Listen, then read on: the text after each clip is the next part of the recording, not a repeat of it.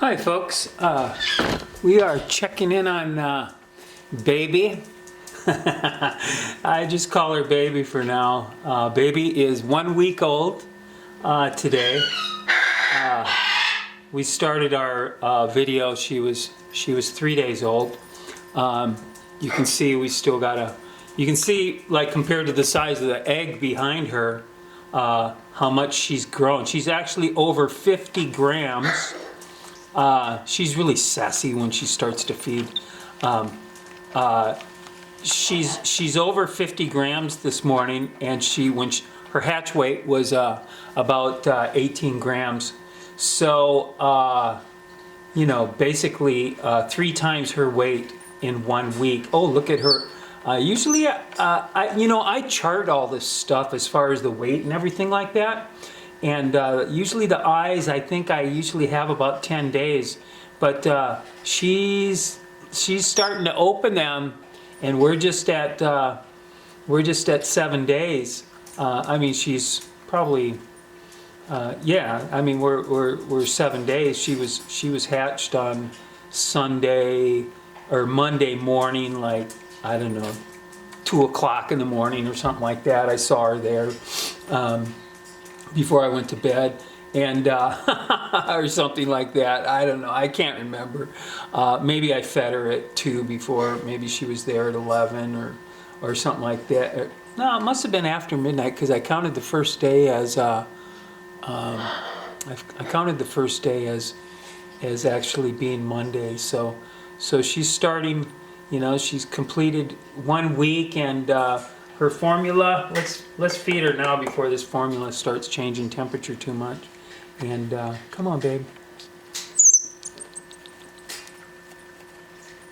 You know how I gauge? I kind of gauge when she starts to feel. See right there where her formula kind of started to spit back up a little bit. That's how I gauge. I used to, just to give you a little background on this, that's how I gauge when I stop. So instead of going by measuring, I let her tell me what's the right amount. And so when I see the crop is full and I start seeing a little bit coming back into the mouth, and then she always bobs it back down, right? So you always want to be careful of aspirating your babies, but so you know, you don't want aspiration to happen, but actually they can take quite a bit of. I mean, you see how violently that they bob. They can take quite a bit of activity before there's actually aspiration. They're pretty well built for this, and pretty well designed. So, but anyways, what I was going to say was, I've charted. You know, I keep track, especially in the beginning. I was keeping track of how much I feed, how much weight gain per day, so that I can have records to go back to and see what's normal. And but I kind of quit doing like referring to the charts. Now I let each baby. I kind of use that method there of letting them tell me, because one of the things. I think sometimes it's like, okay, well, I'm only going to feed 1 milliliter when they're first hatched, and then I'll gradually put it up to 2, and you know, I think sometimes you can underfeed, and the reason I started thinking that is because when I pull my baby ringnecks out of the nest, they're so fat.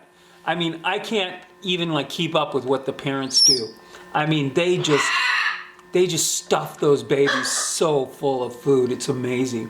So I thought, you know, let's just try it like this. I'm going to just, I'll keep track of how much, basically, kind of by the syringe that I use. Like this is a 12, you know, this is a 12 milliliter syringe. So I can see that, you know, so basically she got 10, and just by what's left in the syringe. But I let her gauge how much that she's going to take, and then, I mean, that's why I think the weight gain.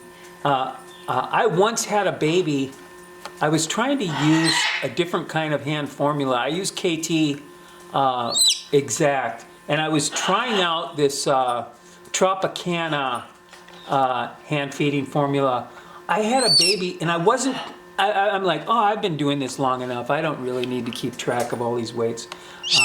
Just go ahead and feed, and maybe I had other babies at the time or something, and I just thought, whatever, it's not that big of a deal. And I had a baby that all of a sudden I realized this baby was like almost 2 weeks old and only 50 grams. And I thought, oh my goodness, how old is this baby? 2 weeks now? This is not right. And so for two things I learned from that is, look, even if you're not going to like record it into a spreadsheet and keep it on paper as a running, a running chart that you can kind of tell what's going on. So just do that every time, no matter what anyways. Even if you're not keeping a permanent record, keep it for a daily record that you can look at. And I do that. I keep like legal pads, and I don't transfer them to permanent spreadsheets anymore and stuff like that. But I still have a stack of legal pads that I keep around, and I write notes on it, and eyes open. Like this one, I should write eyes starting to open at 7 days. And what's the matter, babe? Oh, you were a good girl today. I hope you're a girl. You were a good baby today. She's actually graduated to a bigger size